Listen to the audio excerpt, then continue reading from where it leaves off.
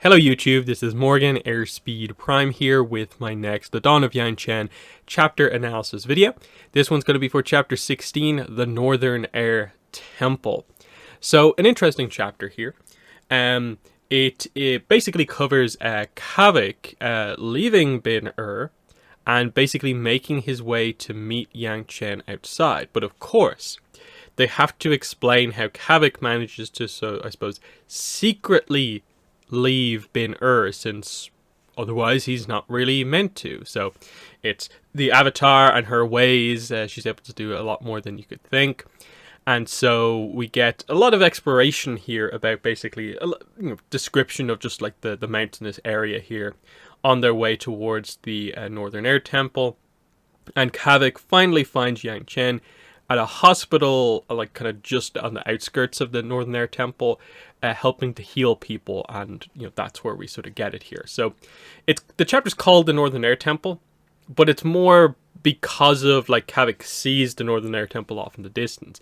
It's actually the next chapter that I think we actually are in the Northern Air Temple. So yeah, let's go through this here. So right at the start, we actually, for the first time I think in the book, get the names of Kavik's parents. So Ujarak and Tapisa. It's just noted here at the start, like, okay, how do they explain to the rest of the Water Tribe people like where Kavik is going and stuff like that? So they're like, if you ask the Water Tribe quarter, their wayward boy was sick with a wet cough, a moderately serious illness. But the reality was, at least what they told his parents, was that he's doing like Avatar companion training where he has to like meditate and so on. So they're keeping the exact details of what Kavik is doing secret from like basically everyone. So we quickly get into the idea that Kavik is able to leave Bin because Yangchen has given him this like brand new identity of this person called Jingli. Kavik is a bit wary about this because he's kind of like, whoa, I can't believe I have this whole like new identity. And he initially thought that, oh, have you given me like someone's like ID here, an actual person's ID? But it's just noted here that she assured him that Jingli was the most expensive and hard to obtain kind of cover, completely fabricated. So she basically had a completely like blank in a way ID made for a person that doesn't actually exist, and that's how she's getting Kavik out without people sort of knowing. So the idea here is he is on this kind of wagon train heading for the Northern Air Temple on a kind of alms mission, so kind of like to charity kind of thing, to deliver charity kind of food that the businesses in Bin are donating to the Northern Air Temple.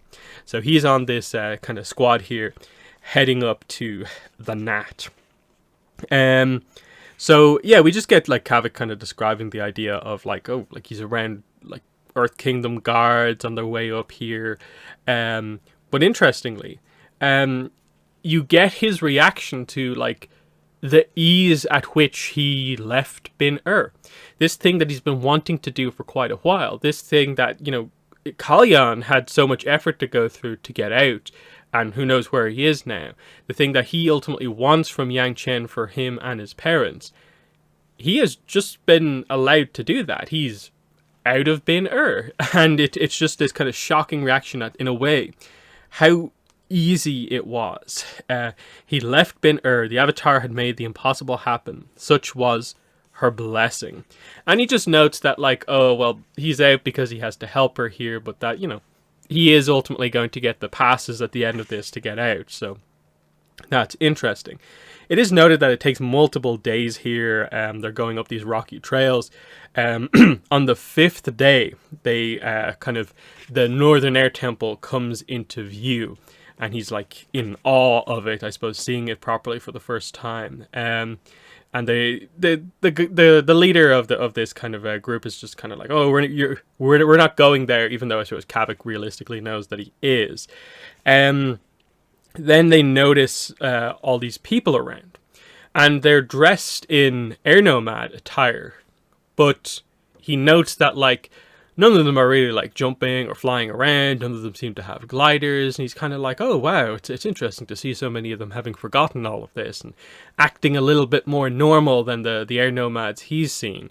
And he then asks, what's up with these people? And he gets the answer, these are people from places. They're not airbenders or nothing. They just live here. Farm what crops will grow in the mountains. There are settlements like this one around the other air temples where the monks and nuns can pick what they need. So I don't think we'd ever particularly known about this dynamic before, but it makes complete sense that, of course, like the air nomads would need more than just like the in a way the charity of the other nations to survive.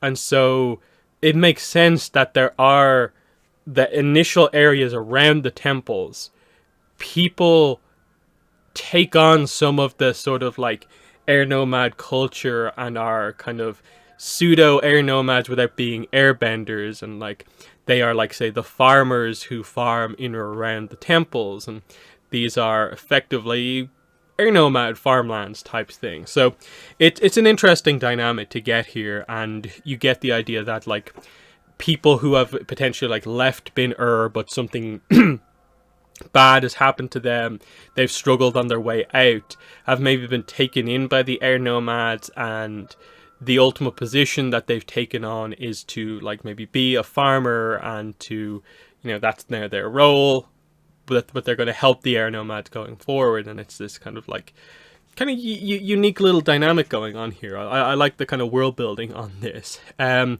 So they finish kind of unpacking some of the stuff that they have.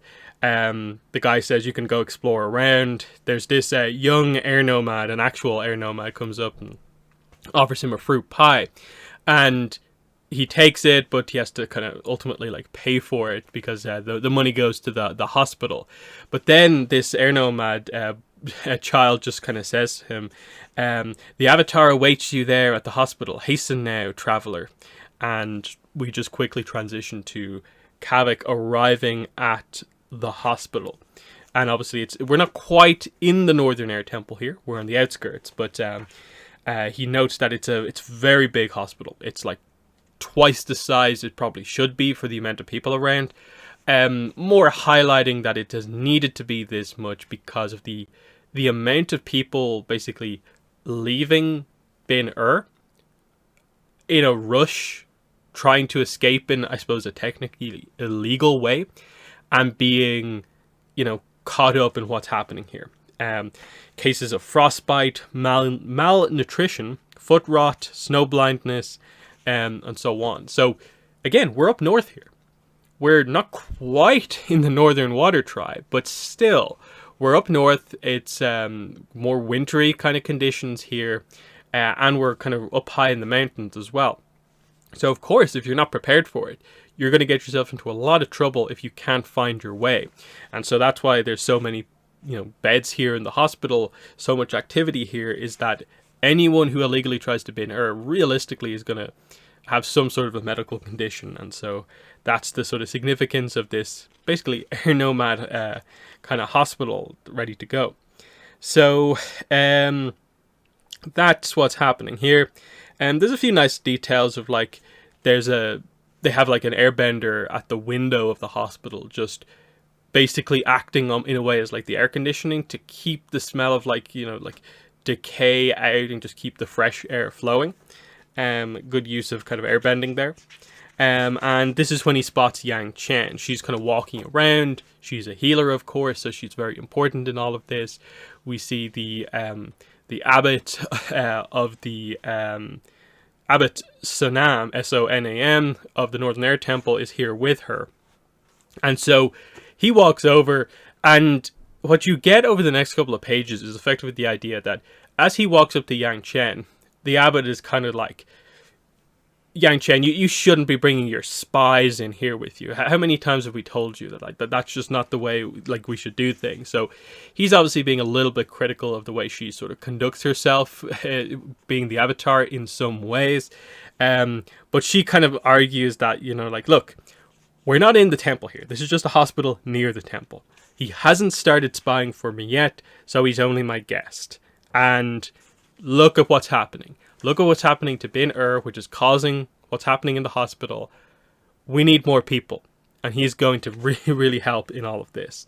So, he does say, though, bringing the business of the other nations to our doorsteps is not going to simplify matters. You have no idea how the leaders of the world would react if they knew you were launching operations from the temples.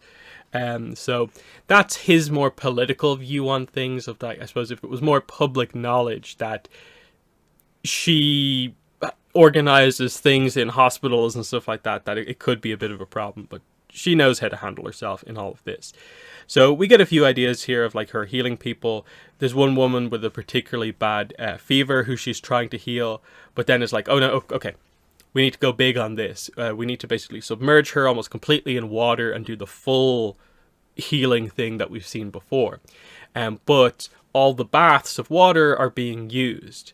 And this is where kind of Kavik steps up and is kind of like, out of my way, move aside. So he just goes outside, gets a bunch of snow, obviously turns it to water, brings in a giant kind of like bubble of water, and he basically submerges the woman in this water really carefully with water bending, so Yangchen could do the healing. So you get this really cool scene where they get across the idea of like, a common training exercise for groups of waterbenders was to weave a current between them, guiding each other's form, shaping each other's flow. Water was the most communal element, according to many bending sifus. So already, you know, that's what waterbending is like. But this is him, who is not a healer, experiencing like the same water as it's being healed. And he notes sort of like how shocked in a way he is about kind of how it feels to be sort of controlling water that is doing the healing technique. Partnered healing went far beyond the push and pull of sparring. She imagined the elation Kavik must be feeling right now, the potential for a miracle at his fingertips, the intense connection between him, Yangchen, and the patient, the bonds of life itself. So this ends up going on for quite a while because she has to heal obviously almost like the entire body, but then specific sections, all the while like he is doing most of the like heavy lifting here with this large amount of water. And obviously the Abbott at this point, his opinion on Kavik is completely turned because he's done this really kind of selfless, helpful act here, and he's dabbing the sweat off Kavik's brow here because he's holding up so much water for such a long time. So they manage to save this woman.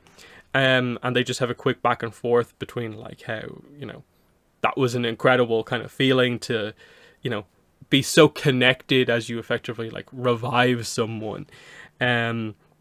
So she wakes up and is like, where am I? You're near the Northern Air Temple. We found you in the mountains. You were very sick, but you'll be okay. You made it. She quickly notices, you know, you're the Avatar, but then where's my son? And everyone's like, what? When we found you, like, there was no one around you. And then Kavik has basically just gone up the same path and he didn't see anything. So there's this missing boy around. And this amazing moment of like they healed this woman when she potentially wasn't going to make it suddenly turns into this kind of very dramatic moment of like, all that matters is like this missing boy. Now, this plot point, this is the end of the chapter. This plot point comes back much later on in the book. It's not like particularly like important necessarily, like it's not like this becomes a major thing in the book. It's just remember that this happened and this is open in some way, and that without the mother being healed, it would never even have been known that there was a missing boy out there. That's the way you're meant to sort of interpret this. So this will allow them to search and hopefully find the boy. But Yangchen and Kavik now ultimately do have to sort of, you know, get down to business preparing for their big mission and going over the details of what it is, how it's going to work, because Yangchen knows exactly what she needs to do. She's going to be talking to Zhongdu Chaisi. But Kavik's mission is a little bit more like we don't know the exact details of it. Like, okay, he's going to do some errand running, some undercover stuff, but he has no foundation for like what to work with in Jonduri. So that's what the next chapter is going to be about. The next chapter is very important. It's quite a long chapter. I think it's the longest chapter in the book so far. It's like 13 pages. And there's some pretty good stuff in it. But obviously, these couple of chapters here are, you know, the plot properly being set into motion here as, you know, Kavik has made his way to Yangchen. They're now sort of partnered up on the outside of Bin getting ready to head off to Jonduri. So yeah, that was the Northern Air Temple chapter. Pretty interesting stuff here. I think the main thing is definitely just the kind of healing sequence there. Kavik showing he's like a worthy, you know, Avatar companion. That if you had any doubts about the fact that the character's been presented a little bit sort of like roguish in terms of like he's a known like liar in a way, and he's doing these errand running deals and stuff like that, here's a moment to show that he has a good heart. He didn't have to do anything there, but he chose to do more than in a way he had to by like charging in there, big water, putting in the effort to help the healing process. And so it's like, okay, Yangchen has chosen a good companion here, is sort of the opinion of the abbot of the temple. So he earned some respect in the chapter. Otherwise, I think the main takeaway from it is just that idea of, it was presented before, I think she mentioned this in the meeting with the Shangs, that a lot of pressure in a way is put on the Northern Air Temple to help the people who feel like they have to basically break out of Bin because they're not allowed to leave legally. And here we see that in action of like people having to be saved from like you know, being abandoned in the mountains, effectively lost, unconscious in the mountains, and stuff like happens to this mother and her child could happen to anyone who leaves. Because again, snowy, we're northern, quite high up climate.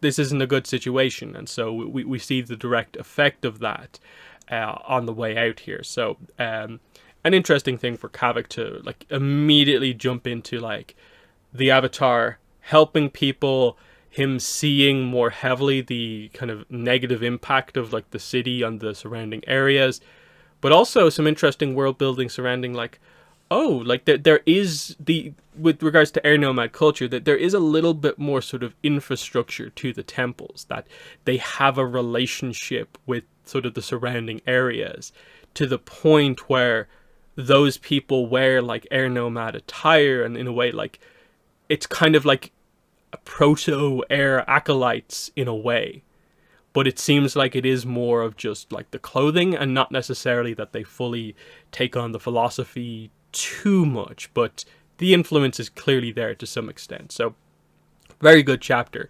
So in the comments, let me know what your thoughts are on chapter 16, the Northern Air Temple. But that's been the video. Thanks for watching, and bye.